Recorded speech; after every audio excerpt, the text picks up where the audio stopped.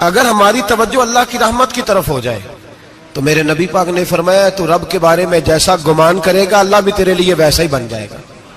اللہ ویسا بن کے تجھے نوازے گا. اگر تیرا یہ ذہن بن جائے نا کہ جو اللہ مجھے دے گا وہ مجھے ہی دے گا تو اللہ تبارک و تعالیٰ سب سے بڑھ کر تجھے ہی عطا فرمائے گا. لیکن امید رب کرے اور امید رحمت کی، اس کے کرم کی، اس کی عطا کی. ہاں ایک پہلو ضرور سوچ کے رکھنا چاہیے اس موضوع پر. ساری دنیا نکما کہہ دے تو بیٹا ماں باپ کے نزدیک نکما نہیں ہوتا. باپ بیچارہ ایک غلطی بچہ کرتا ہے تو وہ جاتا ہے، دوسری کرتا ہے تو جاتا ہے، تیسری جگہ بھی اس کے حصے کی معافی مانگنے جاتا ہے، بڑا کچھ کرتا ہے. پھر ایک وقت آ ہی جاتا ہے کہ جب باپ مجبور ہو کے اخبار پہ اشتہار دیتا ہے کہ میں نے اسے آگ کر دیا ہے، اب میں اس کے سیاہ سفید کا مالک. کیا خیال ہے آپ کا؟ پہلی غلطی پہ ابا جی ایسے کر دیتے ہیں جی، دوسری پہ کرتے ہوں گے. کب کرتے ہیں؟ جب بولے جب حد ہو جاتی ہے. اور ایک دو اشتہار نہیں ہوتے. آپ سویرے اخبار کھولیں، اخبار کے اندر کے صفحات کا مطالعہ کریں تو شاید درجنوں اشتہار ہوتے ہیں آنکھ نامے کے. بھئی کس باپ کا دل کرتا ہے کہ وہ بیٹا جس کے لیے اس کی امید ہے کہ کل میرے بڑھاپے کا سہارا بنے گا وہ لکھ کے دے دے کہ میرا رشتہ ہی کوئی نہیں بیٹے کے ساتھ؟ کس کا دل کرتا ہے؟ اور پھر یہاں تک نہیں ہوتا بلکہ آپ قانون جاننے والے لوگوں سے کبھی پوچھیں، وہ آنکھ نامہ لوگ عدالتوں میں جمع کراتے ہیں، کہتے ہیں جی میں نے تو اخبار میں نکال دیا، میرا اس کے ساتھ کوئی تعلق، اماں کہتی ہے میرا کوئی رشتہ نہیں. کیوں؟ کب ہوتا ہے ایسے؟ جب بچہ حد کر دے. جب بچہ 1 2 3 4 غلطیوں پہ ایسا، اللہ بھی بندے کو سزا دیتا ہے. لیکن کب؟ جب بندہ باز ہی نہ آئے بندہ توبہ کرے ہی نہ، رجوع ہی نہ کرے، سوچے نہ کہ مجھے اللہ کی بارگاہ میں جانا چاہیے. ہم لوگ اپنا ایک ذہن بنا کے زندگی گزارتے ہیں، ایک ذہن بنا کے، بلکہ لوگ گناہوں کے نام بدل کے وقت گزارتے ہیں. ہم اپنے نفس کا بت بنا کے سارا وقت اسی کی پوجا پہ معاذ اللہ لگا دیتے ہیں. بس یہ ٹھیک ہے، یہ ٹھیک ہے اور یہ ٹھیک ہے، چوتھی بات صحیح کوئی نہیں. اسی کے اندر ہم الجھے رہتے ہیں میرے بھائی. رحمت الہی کا غلط تصور اپناتے ہیں. او میرے بھائی، کسی بندے کی مجبوری تو معاف ہوتی ہے، لیکن اگر کوئی جان بوجھ کے زیادتی کرے تو وہ معاف، اس کی معافی. جس بچے کو پتا ہو نا استاد کو کہ اس کے واقعی گھر میں فوتگی ہو گئی تھی، استاد اسے سزا نہیں دیتا. جس کا پتا ہو کہ واقعی یہ بیمار تھا تو استاد اسے کلاس میں کھڑا نہیں کرتا. جس کا پتا ہو کہ یہ زیادتی کر رہا ہے، جان بوجھ کے کر رہا ہے، استاد اسے ڈنڈوں سے مارتا ہے اور زیادہ مارتا ہے، کہتا ہے تو نالائق ہے، تو جان بوجھ کے کرتا ہے. میرے بھائی اللہ کی رحمت ہے، ہر ایک پہ برستی ہے. لیکن ایک بندہ کھڑا ہی ہو جائے رب کے مقابلے میں، وہ نہ نماز پڑھے، نہ مسجد آئے، نہ کوئی کام کرے، نہ وہ دین کی طرف توجہ کرے، نہ وہ کبھی اللہ سے استغفار کرے، نہ وہ کبھی جائز کام کی طرف توجہ کرے، ساری زندگی حرام کٹھا کرے، ناجائز کرے، تو اب تو نے حد کر دی. تیرے پاس غضب آیا نہیں بلکہ تو نے غضب کو آواز دی ہے. تو نے اللہ کے غضب کو، بولیے اللہ کے غضب کو، غضب ہونا اور ہوتا ہے اور غضب کو آواز دینا، بولیے غضب کو آواز دینا، ان میں فرق ہے میرے بھائی، یاد رکھیں. ہم آواز دیتے ہیں غضب کو، غضب ہوتا نہیں. دیکھیں نبی کریم صلی اللہ علیہ وسلم، اور یہ حدیث آپ نے یاد رکھنی ہے، یہ یاد رکھنی ہے. نبی پاک صلی اللہ علیہ وسلم نے نا بہت کم لوگوں کو بیوقوف کہا ہے. ہمارے زمانے میں تو عام لفظ ہے نا بیوقوف کہنا.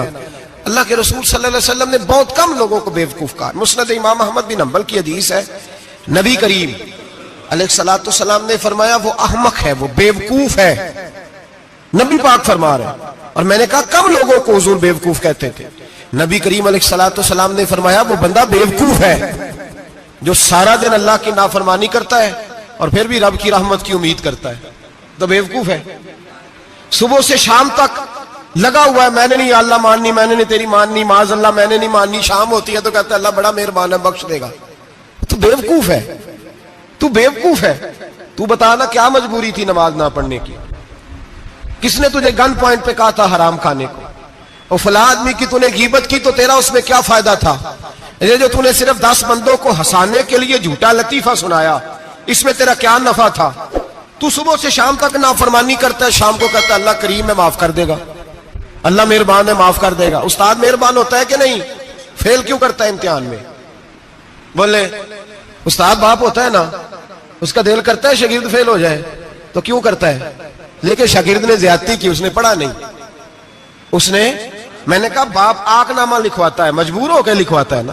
او بھائی یاد، بڑی پیاری مثال ملا رومی لکھتے ہیں، کہتے ہیں میرے گاؤں کی ایک بی بی تھی، اس بی بی نے ایک بچڑا پالا ہوا تھا۔ دیہاتوں میں نا بوڑھی مائیں بچڑے کو پیڑا دیتی تھی اور نام بھی رکھ لیتی تھی، کسی نے مٹھو نام رکھا ہوتا تھا، کسی نے کوئی نام۔ کہتے ہیں ماں نے بچڑا رکھا ہوا تھا، اماں اس کو آواز دیتی تو بچڑا دوڑا آتا، اماں اس کو پیڑا کھلاتی، بچڑا بڑا پیارا تھا، جوان ہو گیا۔ اماں اس لیے بچڑا پال رہی تھی کہ جب بچڑا بڑا ہو جائے گا تو ہل کے اندر بچے اسے لگائیں گے، کھیتی میں ہل چلائیں گے۔ بچڑا بڑا ہو گیا، اماں کے بیٹے کہنے لگے اماں لا، تو نے بڑا کھلا پلا لیا، اس سے کوئی کام لیتے ہیں۔ ہل کے آگے لگایا تو کہنے لگا میں نے تو نہیں چلنا۔ اماں کے پاس آئے، کہنے لگے یہ نہیں چلتا۔ اماں کہنے لگی چلو ٹائم دو تھوڑا، سمجھ جائے گا۔ پھر موقع دیا، پھر آئے، کہا اماں اب تو ہم نے اس کے ناک میں نکیل بھی ڈال دی ہے، لیکن اب بھی یہ ہل میں چلنے کو تیار ہے۔ ملا رومی رحمت اللہ علیہ فرماتے ہیں پھر کہا اماں سے، اماں کہنے لگی چلو تھوڑا ٹائم اور دے دو، سیانا ہو جائے گا۔ تھوڑا ٹائم اور دیا، ڈنڈے بھی مارے، لیکن وہ سیانا ہونے کو تیار ہے۔ اب اماں کے پاس آئے تو اماں مجبور ہو گئی، دل نہیں کرتا تھا، کہنے لگی جاؤ پھر کسائی کے ہاتھ بیچ ڈالو۔ وہ گیا کسائی کے پاس، اسے کاٹا گیا، اس کی کھال اتاری گئی، اس کے چھوٹے چھوٹے پیس کر کے کھا گئے لوگ۔ وہ ماں رو رہی تھی، لوگوں نے اماں سے کہا تجھے تو بڑا پیارا تھا، تو نے کٹوا کو دیا۔ تو اماں کہنے لگی پیارا تو بڑا تھا پر مانتا نہیں تھا، پیارا بڑا تھا، کاش بات مانتا، مقصد پورا کرتا تو کبھی بھی کاٹا۔ بھائی رب کریم نہیں چاہتا بندہ دوزخ میں جلے، اللہ کی رحمت نہیں چاہتی جہنم میں جلے، پر بندہ مانتا ہی نہیں، یہ تیار ہی نہیں ہوتا۔ یہ سویا ہوا ہے سویرے، یہ وہ گپے لگا رہا ہے، عصر کے وقت چوراہے پہ کھڑا ہے، نماز پڑھنے نہیں آیا۔ اس نے ساری زندگی میں درجنوں لطیفے سیکھ لیے، ہزاروں کہانیاں سیکھ گیا، قرآن پاک پڑھنا نہیں سیکھا۔ اس نے زندگی کی ہر چالاکی سیکھ لی ہے، نہیں سیکھی تو اپنے رسول کی حدیث نہیں سیکھی، نہیں سیکھا تو دین کی ضروری باتوں کو نہیں سیکھا۔ اب رب کی رحمت تو نہیں چاہتی کہ بندہ جہنم میں جائے، وہ تو مہربان ہے، لیکن رب کریم کا قانون کا تقاضا یہ ہے کہ جو احکام پورے نہیں کرے گا اسے پھر دوزخ میں ڈالا جائے گا۔ تو ہمارے بزرگ فرمایا کرتے تھے اصل بات یہ ہے کہ اللہ نہیں مسلمان کو دوزخ میں ڈالنا چاہتا، مسلمان اپنی مرضی سے چھلانگے لگا رہا ہے، یہ خود چھلانگے لگاتا ہے، یہ باز نہیں آتا۔ آپ یقین کریں بڑی ذمہ داری کے ساتھ، بڑے خلوص کے ساتھ اور بڑی دیانتداری سے تجربے کی بات عرض کرتا ہوں، ہمارے بہت سارے گناہ ایسے ہیں جن گناہوں کا ہماری دنیا داری کو بھی کوئی فائدہ نہیں، کوئی فائدہ نہیں ہماری دنیا کو بھی اس غلطی کا۔ میری باتوں کی سمجھ آ رہی ہے آپ دوست؟ کچھ گناہ ایسے ہیں، ایک تو ہوتا ہے کہ دنیا کا کوئی فائدہ ہو، اس گناہ میں ہماری دنیا کا بھی کوئی فائدہ۔ جو آدمی جھوٹے لطیفے سناتا ہے، جھوٹ بولتا ہے، جھوٹ کوئی فائدہ نہیں اسے، لوگ 10 منٹ ہنستے ہیں اور باہر جا کہتے ہیں یار یہ تو کوئی غیر سنجیدہ آدمی ہے، وہ عقل ہی نہیں۔ کیا فائدہ کمایا اس نے، کیا نفع لیا اس نے؟ جو آدمی بڑھ بڑھ کے باتیں کرتا ہے، 2 4 5 10 آدمیوں کی غیبت کر جاتا ہے، لوگ کہتے ہیں یار بڑا چغل خور ہے، کیا کمایا اس نے زندگی میں؟ کچھ حاصل کر لیا اس نے؟ ہمارے بہت سارے گناہ میرے بھائی وہ ہیں جن کا ہماری دنیا کو بھی کوئی فائدہ نہیں، تو کیوں نہ ہم ان گناہوں کو چھوڑ دیں تاکہ ہمارے دین کو تو فائدہ ہو جائے، دین کو تو فائدہ ہو جائے۔ صرف زبان کے ذائقے ہیں، کچھ دیر کے لیے ہماری طبیعت کے تقاضے ہیں، 10 منٹ کی مسکراہٹ ہے جس کے لیے ہم اللہ تبارک و تعالیٰ کا قانون توڑتے پھر جا رہا ہوں۔ میرے حبیب کریم علیہ السلام نے مسلمان کو کہا ہے کہ تیرا رب تو چاہتا ہے کہ بس تو آ جا، وہ تجھ پہ رحمت نازل کر دے گا۔ آنا تو شرط ہے کہ نہیں؟ آنا تو شرط ہے کہ نہیں؟ اچھا چلیں یہ بتائیں، جو آدمی 1 سے لے کر 31 تاریخ تک ڈیوٹی کرے اس کو تنخواہ لینے جانا پڑتا ہے کہ تنخواہ گھر آ جاتی ہے؟ بول کے بتائیں۔ پھر بھی جانا پڑتا ہے، وہ کہ میں نے ڈیوٹی پوری کی ہے، پھر بھی جانا پڑتا ہے۔ ڈیوٹی پوری کرنے کے باوجود تجھے تنخواہ لینے، اور ہو سکتا ہے کہ یہ بھی کہا جائے ابھی آئی نہیں کل آنا، ہو سکتا ہے یہ بھی کہا جائے پرسوں آنا، یہ بھی ممکن نہیں کہ فوراً او خدا کے بندے تو آتا ہی نہیں خدا کی رحمت لینے، تو اس کے گھر کی طرف رجوع ہی نہیں کرتا، تو توجہ ہی نہیں کرتا، تو کہتا اللہ مہربان ہے۔ بھائی مہربان تو ہے، تو رحمت لینے آیا ہے، تو نے کو بہانہ بنایا اس کی رحمت کا؟ اللہ کی رحمت قیمت نہیں مانگتی، بہانہ مانگتی ہے، پر بتا نا تیرا کو بہانہ ہے کہ نہیں؟ میرے نبی کریم سید عالم صلی اللہ تعالی علیہ وسلم نے فرمایا رب قیمت کا سوال اور نہیں مانگتا، یقین کریں نہیں مانگ، بندے قیمت مانگتے ہیں. آپ 100 دفعہ مسکرا کے بات کریں، ایک دفعہ نہ کرے تو کہتے ہیں مولوی صاحب امیر ہو گئے، اب تو صحیح سلام بھی نہیں لیتے. ایک دفعہ ہو سکتا ہے بیچارہ پیٹ میں درد ہو رہی ہو سکتا ہے گھر کی کو بہت بڑی ٹینشن ہو سکتا ہے کوئی مجبوری ہو. بندے ہمہ وقت قیمت مانگتے ہیں، ہمہ وقت آپ تندرست ہیں، ہر وقت آپ قیمت ادا کرتے ہیں تو لوگ راضی ہیں. لیکن رب کہتا تو کوئی قیمت نہ دے، کوئی بہانہ ہی بنا لے، تیرا رب تجھ سے راضی ہو جائے گا. سنیں بڑی پیاری حدیث، بڑی خوبصورت حدیث، کنز المال میں دیگر کتب احادیث میں ہے. حضرت ابو ہریرہ رضی اللہ تعالیٰ عنہ فرماتے ایک بابا جی نبی پاک کی بارگاہ میں آئے، اور جب وہ واپس جانے لگے تو میں نے عمر پوچھی تو عمر تھی 96 سال. کہتے ہیں بزرگ جب آئے نا تو یہ بھویں جو ہے نا ان کی سفید ہو کے تو یوں آنکھوں پہ آ گئی. بڑی چھڑی بابا جی نے پکڑی ہوئی اور دونوں ہاتھ پکڑ کے نا چھڑی کے اوپر جھکے ہوئے ہیں ایک جانب. قربان جاؤں، کہتے ہیں جب وہ بزرگ مسجد میں داخل ہوئے تو میرے رسول نے کھڑے ہو کے استقبال فرمایا، کھڑے ہو، اور نبی کریم صلی اللہ علیہ وسلم نے آگے بڑھ کے بابا جی کو بازو سے پکڑا اور بٹھایا. حضور بیٹھ گئے. کہا بزرگوں کیسے آئے ہو؟ تو کہتے ہیں وہ بابا جی بات کرتے تو آنکھ کھول کے پہلے حضور کا چہرہ دیکھتے، پھر وہ بات کرتے تو ان کے لب و لہجے کے اندر بڑی پریشانی، بڑی تکلیف، بڑی مایوسی. عرض کرنے لگے یا رسول اللہ، حضور زندگی ساری گناہوں میں بیت گئی ہے، حضور غلطیاں ہی غلطیاں، یاد ماضی عذاب ہے، یا رب چھین لے مجھ سے حافظہ میرا. اے اللہ کے رسول بڑی لمبی فہرست ہے، پاپ ہی پاپ ہے، کالے سیاہ دفتر ہے. یا رسول اللہ صلی اللہ علیہ وسلم جب پلٹ کے دیکھتا ہوں حضور مجھے نیکی دکھائی نہیں دیتی. حضور اس عمر میں آپ کا ایک صحابی ملا ہے، اس نے بات سمجھائی ہے تو تھوڑا خیال آیا ہے، لیکن یا رسول اللہ صلی اللہ علیہ وسلم اب میرا وجود بیکار ہو گیا ہے، حضور بوڑھا ہو گیا ہوں. 3 باتیں کہیں بزرگوں نے اور نرالی کہیں. کہنے لگے یا رسول اللہ صلی اللہ علیہ وسلم، حضور اب تو میری کمر بھی سیدھی نہیں ہوتی کہ میں نماز ہی صحیح ادا کر سکوں، بوڑھا ہو گیا ہوں. یا رسول اللہ صلی اللہ علیہ وسلم اب میرے اندر طاقت نہیں کہ میں محنت مزدوری کر کے صدقے اور خیرات دے سکوں. یا رسول اللہ صلی اللہ علیہ وسلم اب میں تلوار لے کے جہاد بھی نہیں کر سکتا. حضور نہ میں لمبی نمازیں پڑھ سکتا ہوں، آقا نہ میں صدقات و خیرات دے سکتا ہوں، محبوبہ نہ میں دین کے لیے کوئی جہاد کر سکتا ہوں. بیکار وجود ہے، بیکار وجود کو تو گھر والے برداشت نہیں کرتے، بچے دعا کرتے ہیں یا اللہ ابا جی کو پردہ دے دے، اماں کو پردہ دے دے. بیکار ہو گیا ہوں اور آج آیا ہوں تو مجھ بیکار کو میرا رب قبول کر لے گا؟ آج کلمہ پڑھوں تو بیکار ہوں، کسی کام کا نہیں، نہ نماز نہ صدقات نہ جہاد، قبول کر لے گا؟ حضرت ابو ہریرہ فرماتے ہیں جیسے برسات میں بارش کی جھڑی لگتی ہے، یوں مصطفیٰ کی آنکھوں سے جھڑی لگ گئی. حضور کھل کے روئے، کھل کے. اور میرے حبیب پاک نے فرمایا بزرگوں بڑے مجاہد ہیں، دین کے لیے جہاد کرنے والے بڑے ہیں، رب کریم کو آپ کی تلوار کی اتنی حاجت نہیں. اور فرمایا اس کے خزانے کوئی خالی تو نہیں کہ آپ ہی گویا صدقہ دیں گے تو بھرے جائیں گے. اور فرمایا پھر رب کریم کی شان میں اضافہ نہیں کرتی عبادتیں، وہ تو بندے کو نفع دیتی ہیں. میں بزرگوں نہ آپ جہاد کریں نہ آپ صدقات دیں، لا لمبی نمازیں پڑھیں، آپ صدق دل سے آ جائیں، اللہ کے رسول کا وعدہ ہے رب آپ کو بغیر حساب کتاب جنت عطا فرما دے گا. آنا تو شرط ہے کہ نہیں؟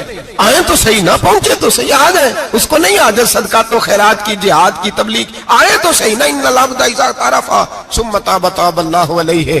میرے حبیب نے فرمایا بندہ جب رو کے کہتا ہے نا یا اللہ غلطی ہو گئی معاف کر دے، فرمایا میرا مالک اسے فوراً ہی معاف فرما دیتا ہے.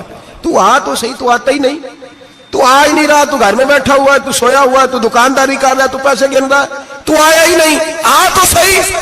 بلکہ میرے نبی پاک فرماتے ہیں جب اللہ پاک کا بھاگا ہوا غلام آتا ہے پھر تو اللہ زیادہ راضی ہوتا ہے، پھر تو اللہ زیادہ راضی ہوتا ہے، زیادہ راضی ہوتا ہے. تو آ تو صحیح، پہنچ تو صحیح. بلکہ صوفیات اور بات کرتے ہیں، وہ کہتے ہیں تو کبھی بھول کے بھی رب رب کرے تو اللہ تو اسے بھی قبول کر لیتا ہے. بھول کے. ملا رومی کہتے ہیں بنی اسرائیل کا بندہ ہے، صنم پتھر کو کہتے ہیں، بت کو کہتے ہیں، بت کے سامنے کھڑا ہے اور ساری رات کہتا ہے یا صنم یا صنم یا صنم، اے پتھر اے بت. ساری رات پکارتا رہا، رات گہری ہو گئی، نیند کا غلبہ، تھک گیا، سونے کے قریب آیا تو غلطی سے منہ سے نکل گیا یا صمد، یا صنم کی جگہ نکل گیا. رب کریم نے فرمایا جبریل دوڑ کے جا، جو مانگتا اسے دے دے. حضرت جبریل عرض کرتے ہیں مولا بھول کے تیرا نام لے رہا ہے، بھول کے لے رہا ہے. تو رب کریم نے فرمایا چل نام تو میرا ہی لے رہا ہے نا، میرا لے رہا ہے نا. یا اللہ وہ اللہ کریم نے فرمایا جھوٹے کے سامنے ساری رات کا کھڑا ہے، ساری رات کا پکار رہا ہے، اسے کچھ نہیں ملا، تو سچے کا نام لیا ہے. اگر میں بھی کچھ نہ دوں اور بت میں اور مجھ میں فرق کیا رہ جائے گا؟ جا جو مانگتا ہے جھولی بھر کے دے، نام تو لیا ہے نا. او بھائی تو بہانا تو بنانا، آ تو صحیح نا، تو یہاں آ جا، پہنچ جا، آ جا، بس بیٹھ جا، اس کی بارگاہ ناز میں حاضر تو ہونا. تجھے فرصت ہی نہیں، تو یاروں کے لیے ٹائم نکالتا ہے، بازاروں کے لیے ٹائم نکالتا ہے، گلیوں کے لیے ٹائم نکالتا ہے، چوکوں چوراہوں کے لیے ٹائم نکالتا ہے، ہفتے میں ایک دن ہوٹلنگ کے لیے بھی جاتا ہے، لیکن کبھی چھپ کے 2 نفلوں کی تجھے توفیق نہیں ہوتی. اور میں کئی دفعہ کہہ چکا ہوں جس بندے کو بغیر عبادت کے رزق زیادہ ملنے لگ جائے اس پر آزمائش ہوتی ہے رب کریم کی. اللہ فرماتا ہے اس کو پیسے دو، اسے آنے نہ دینا، اس کو چل پیسے دوڑ جا. لوگ سمجھتے ہیں میں بڑا ذہین و عقل مند ہوں، دیکھو میں اپنی ہوشیاری سے چلاکی سے آگے نکل گیا. تو آزمائش ہے، یہ تو آزمائش ہے رب کریم کی طرف سے، یہ تو اس کی خفیہ تدبیر ہے. میرے بھائی اس کی بارگاہ ناز تک جو آ گیا، آنا تو ہماری ذمہ داری ہے کہ نہیں؟ پھر اس کی رحمت آگے بڑھ کے استقبال کر لیتی ہے، پھر اللہ کا فضل اس کو تھام لیتا ہے اس بندے کو. اور خدا کی رحمت کتنی زیادہ ہے. میرے حبیب کریم سید عالم صلی اللہ علیہ وسلم نے فرمایا اللہ نے اپنی رحمت کے 100 حصے کیے. حضور فرماتے ہیں ایک حصہ اللہ نے دنیا میں نازل کیا ہے. کتنا؟ ایک حصہ. فرمایا یہ جو ماں بیٹے سے پیار کرتی ہے، باپ بیٹے کے لیے مزدوری کرتا ہے، یہ جو بہن بھائی کے لیے روتی ہے، یہ جو بیوی شوہر کے لیے دعا مانگتی ہے، یہ جو بچے ماں باپ سے پیار کرتے ہیں، فرمایا یہ اس ایک رحمت کا نتیجہ ہے، ایک رحمت کا نتیجہ. تو صحابہ کہنے لگے یا رسول اللہ وہ 99 کدھر ہیں؟ نبی پاک نے فرمایا رب کریم نے سنبھالی ہوئی ہے، قیامت کے دن تمہیں عطا فرمائے گا. ابھی تو ایک نازل کی ہے، ابھی اللہ نے.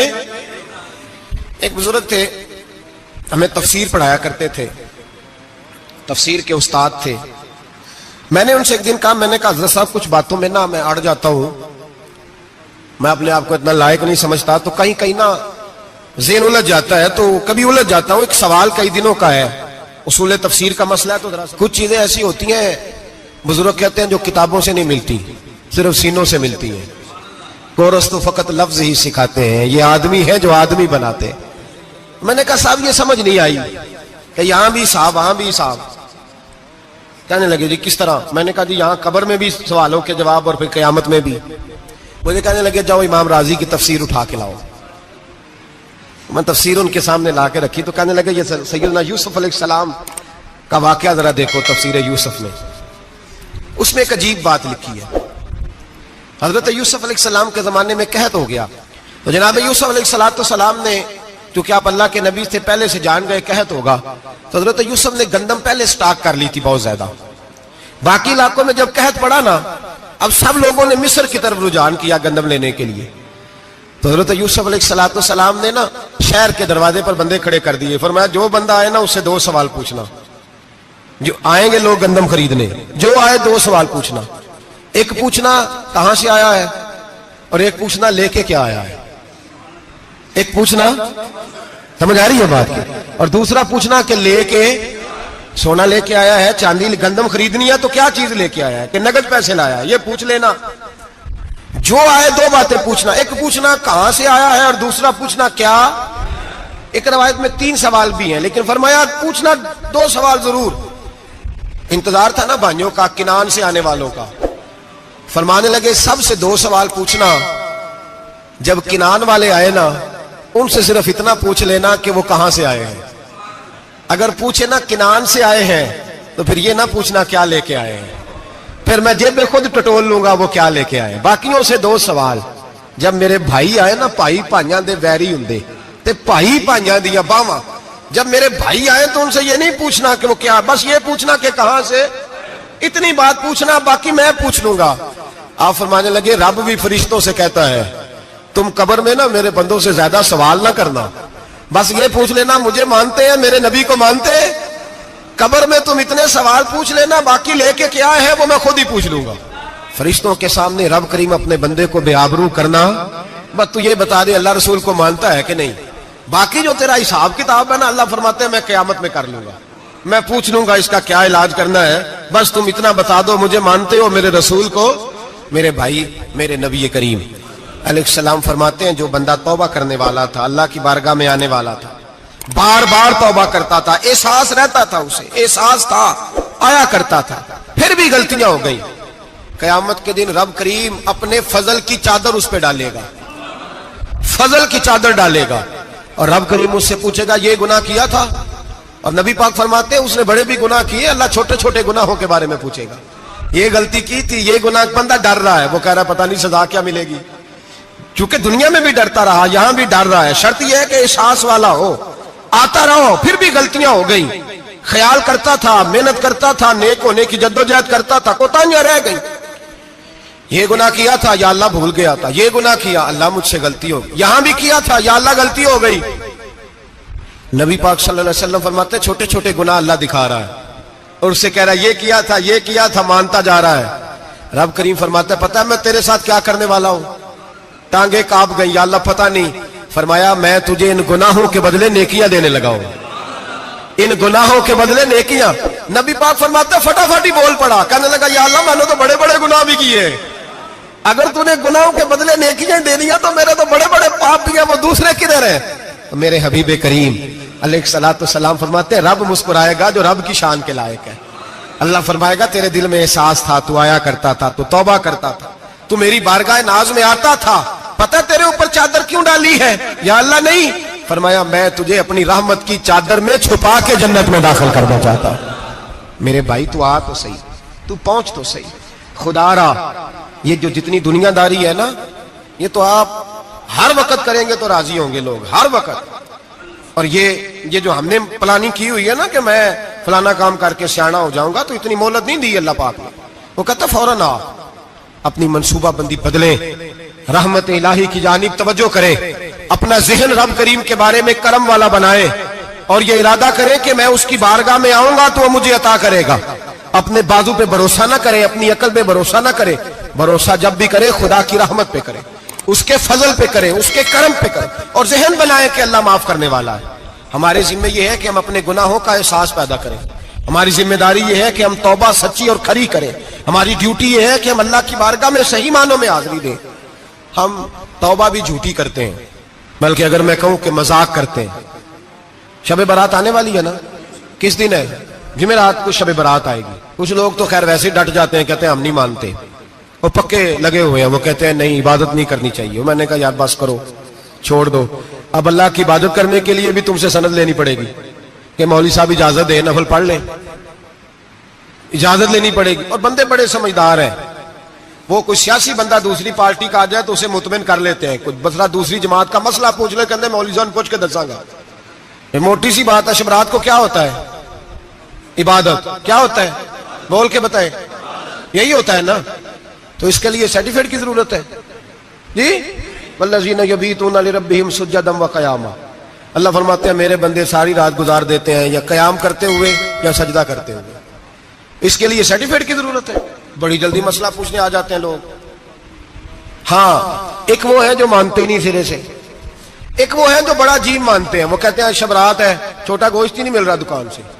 भाई शबरात गोश्त खाने का दिन है, हलवा खाने का दिन है शब बारात, मौज करने का दिहाड़ा आ गया शब बारात। शबरात आई है, पहले किलो गोश्त आता था, 2 किलो ले लो। ये कौन सा तरीका है शब बारात मनाने का? और फिर शब बारात मनाई जाएगी, मेराज शरीफ से पटाखे चल रहे हैं रोज शाम को, चलते हैं ना? नहीं, मैं क्या, मैनू गलती लगती, तुसी बोले नहीं ना, चलते हैं पटाखे।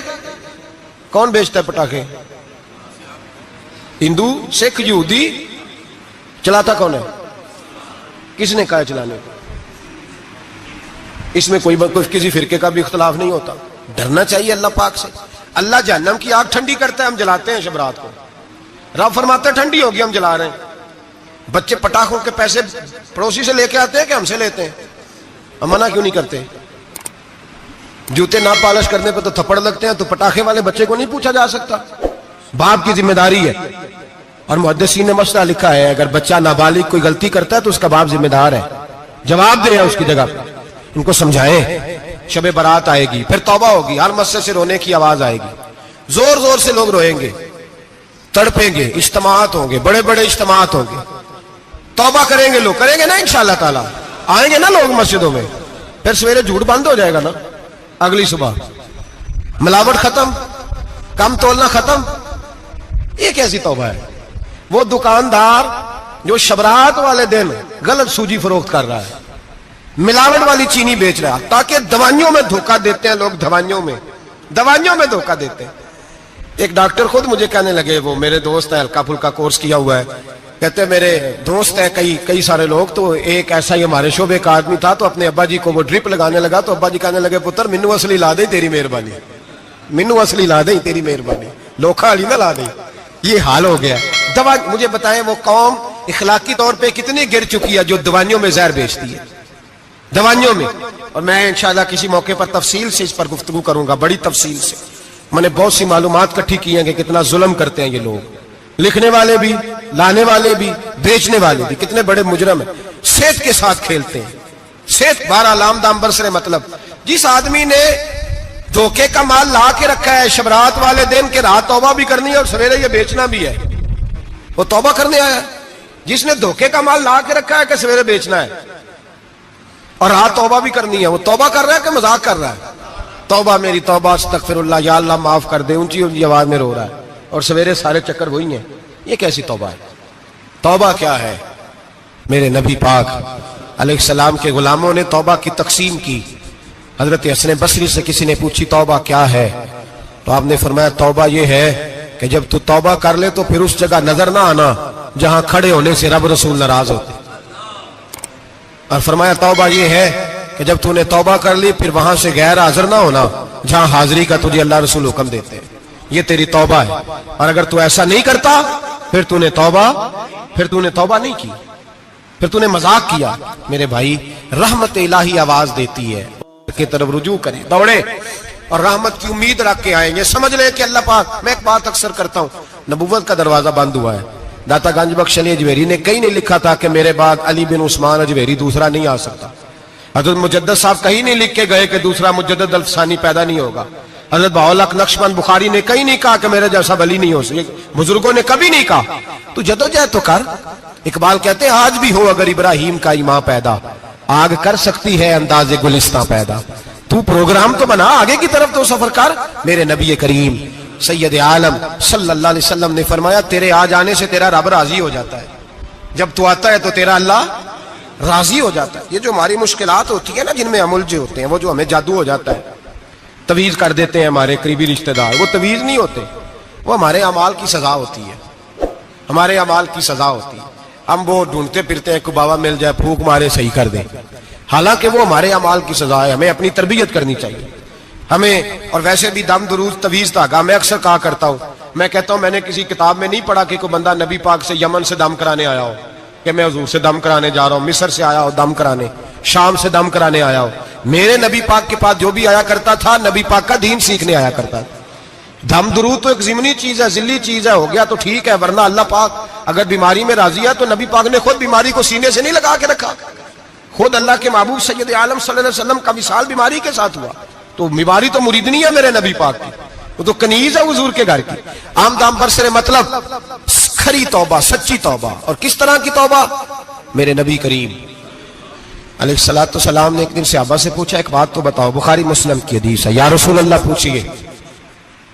नबी पाक सल्लल्लाहु अलैहि वसल्लम ने फरमाया अगर कोई आदमी सहरा में सफर कर रहा हो, बहुत बड़ा सहरा हो, ऊंट पर उसका सफर हो और उसने ऊंट पर खाने पीने का सामान बांधा हो, पैसे भी रखे हो, पानी भी रखा हो, थक गया सफर करता करता, दरख्त की एक टहनी के साथ ऊंट की नकेल बांधी और दरख्त के नीचे लेट गया आराम करने के लिए।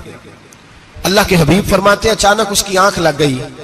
जब जागा तो उसने देखा कि ऊंट तो गायब हो गया है, अब ना खाना है, ना पानी है, ना पैसे हैं, और सहरा बड़ा लंबा है, पैदल सफर भी नहीं कर सकता।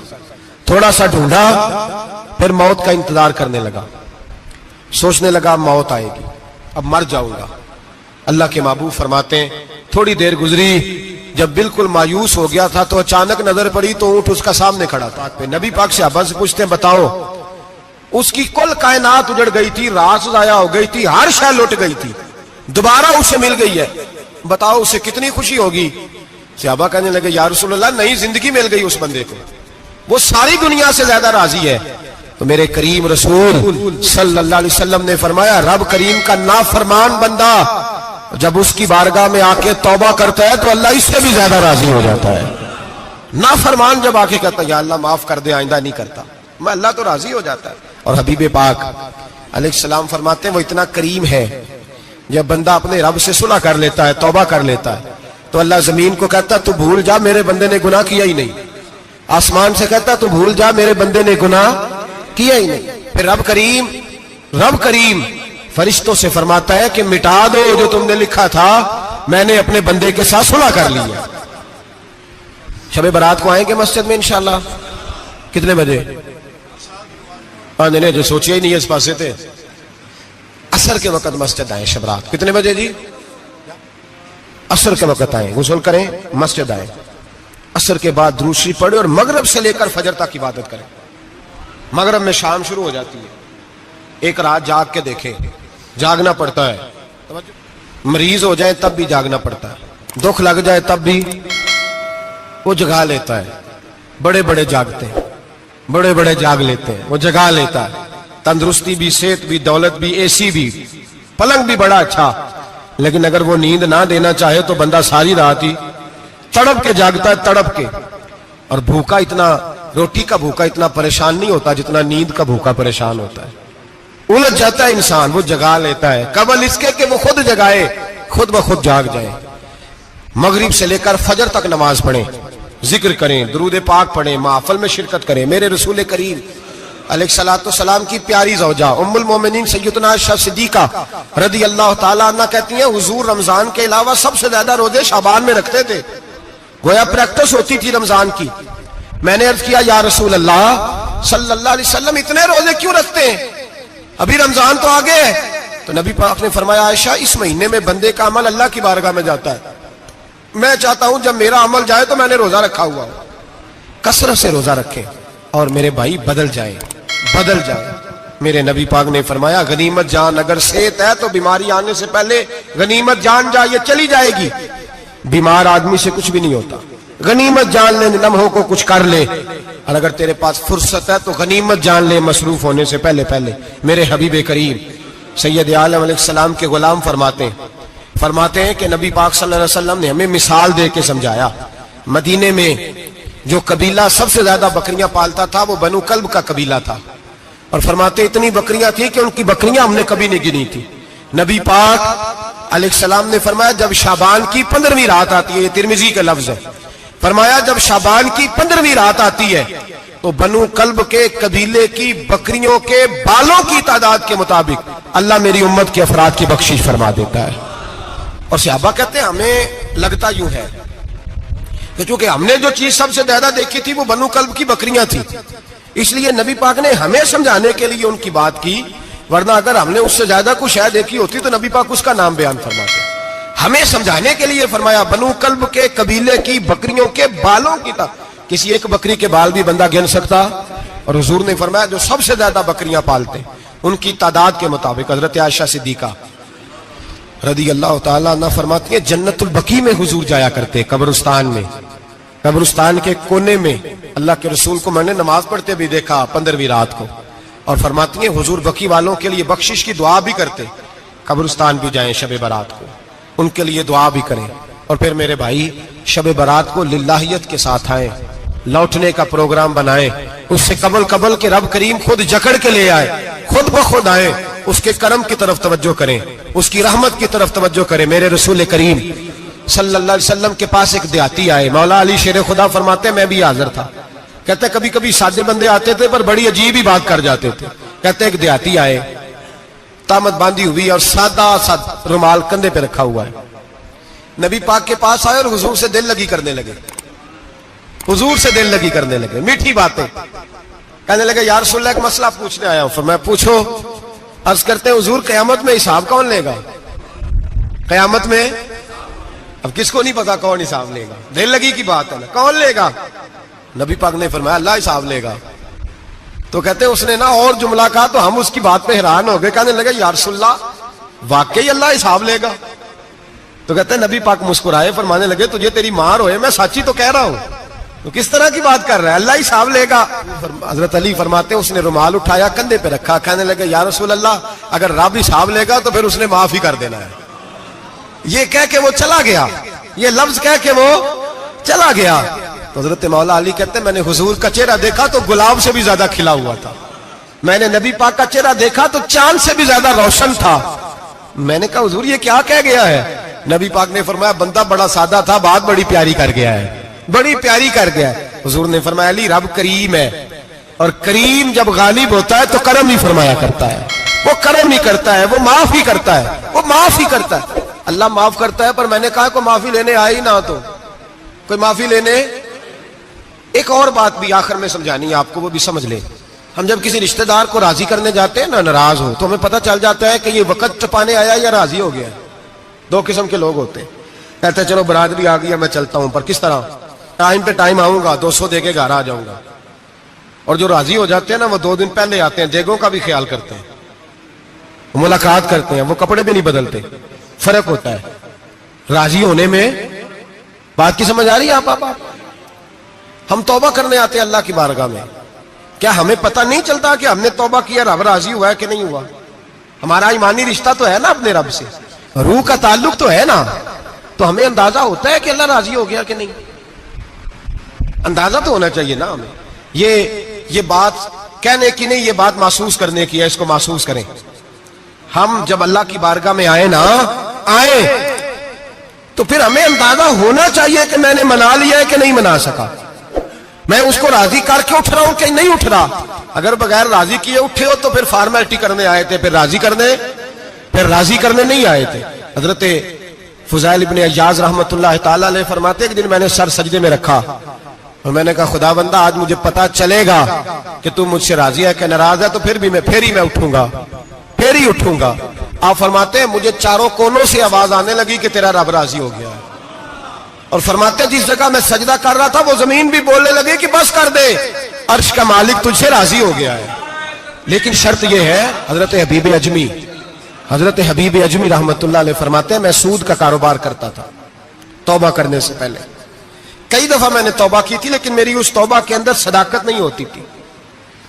میرا دل بھی گواہی دیتا تھا کہ یہ نا بہت سارے بندے کہتے ہیں آئندہ نہیں کرتا, وقت ٹپاتے ہیں. جس طرح بندوں کو دھوکہ دیتے ہیں اس طرح معاذ اللہ توبہ بھی اسی طرح کی کرتے ہیں, لیکن بعد میں دوبارہ اسی ڈگر پہ چل نکلتے ہیں جس پہ پہلے ہوتے ہیں.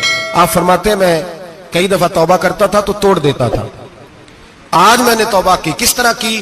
سود کا میں دھندا کرتا تھا تو میں سود کے پیسے لایا, گوشت پکنے کو دیا بیوی کو, سود کے پیسوں کا. میری بیوی نے ہنڈیا چڑھائی, تھوڑی دیر گزری تو وہ سارا گوشت خون بن گیا. میری بیوی اٹھا کے لائی, کہنے لگی لے جائیے جو تو غریبوں کا خون نچوڑ کے لایا تھا نا, یہ خون بن گیا, خود بھی پی اور اولاد کو بھی پلاؤ. کہتے ہیں میں نے سچی توبہ کا فیصلہ کیا. آج پہلے میں سچی توبہ کا ارادہ نہیں کرتا, آج سچی توبہ کا فیصلہ کیا اور میں نکلا. حضرت حسن بصری کے پاس گیا, ان کی بیعت ہوا, توبہ کی, انہوں نے مجھے اعمال بتائے, کھری توبہ کی. کہتے ہیں جب توبہ کے لیے گھر سے نکلا تو چھوٹے چھوٹے بچے کھیل رہے تھے. ایک بچہ کہنے لگا پیچھے ہٹ جاؤ, بہت بڑا سودیا ہے, اس کا سایہ بھی پڑ گیا تو ہمارے اندر نحوست آ جائے گی, پیچھے ہٹ جاؤ, سود کا دھندا کرتا ہے. کہتے ہیں مجھے اور چوٹ لگی کہ یا اللہ تیری چھوٹی چھوٹی مخلوق بھی یہ سمجھتی ہے. کہتے ہیں میں توبہ کرنے گیا تو کھری توبہ کر کے آیا, حضرت حسن بصری کے پاس رو کے توبہ کی.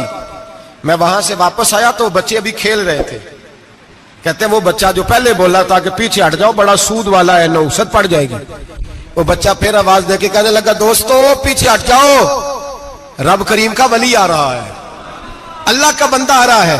کہیں ایسا نہ ہو ہمارے پیروں سے گرد اڑے اور اس ولی کے اوپر پڑے اور اس کی توہین ہو جائے, اللہ ہم سے ناراض نہ ہو جائے ولی کی توہین کر کے, پیچھے ہٹ جاؤ. آپ فرماتے ہیں میں نے تڑپ کے آسمان کی طرف دیکھا اور میں نے کہا یا اللہ مجھے سمجھ آ گئی ہے کہ کھری توبہ کیا ہوتی ہے, سچی توبہ, اصل توبہ کیا ہوتی ہے. جھوٹ موٹ کی توبہ نہ کریں. شب برات کو آئیں اور بڑا دیانتداری کا مشورہ دیتا ہوں, دل کو سنبھال کے آئیں.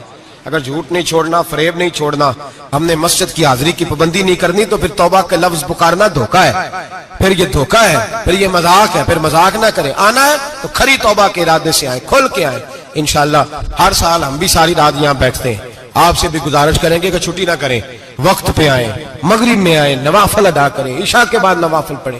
محفل کرنے کا مقصد یہ ہوتا ہے کہ تلاوت سے دل نرم ہوتا ہے, نعت سے دل نرم ہوتا ہے، تقریر سے انسان کی سوچ بدلتی ہے، توبہ کی طرف جاتی ہے. یہ سارے کام کر کے جب بندہ استغفار کرتا ہے، توبہ کرتا ہے، تو اس کے لیے آسان ہو جاتا ہے، ذہن بن جاتا ہے. اس لیے واز بھی ہوگا، ذکر بھی ہوگا، دعا بھی ہوگی. وقت کو ضائع نہ کریں، رمضان قریب آنے والا ہے. بزرگ کہتے ہیں اگر شب برات پہ سچی توبہ کر لو گے تو پھر رمضان میں جو نیکیاں کرو گے وہ تمہارے پاس سٹاک بن جائے گا اور تمہارے پاس خزانہ اکٹھا ہو جائے گا. توبہ ابھی سے کر لو، معاملات ابھی سے سمیٹ لو، تاکہ جب رمضان آئے تو پھر نیکیاں خزانہ بن کے جمع ہو. ہمیشہ مدحت خیر الانام میں گزرے. دعا ہے یہ عمر درود و سلام میں گزرے. آخر دعوانا ان الحمد.